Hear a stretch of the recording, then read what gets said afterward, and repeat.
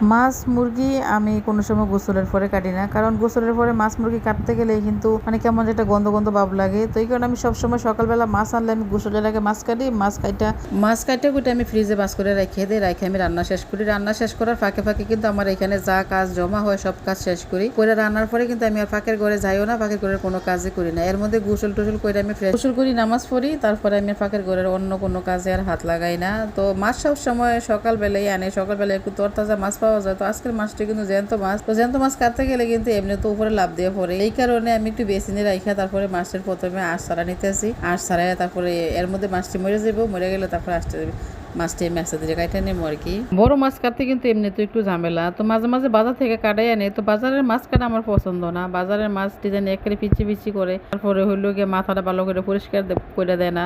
তো আবার আবার নিজের হাত বড়াইতে হয়, নিজে আবার ধুইয়া আর পরিষ্কার করতে হয়। তো এই কারণে নিজে একটু কষ্ট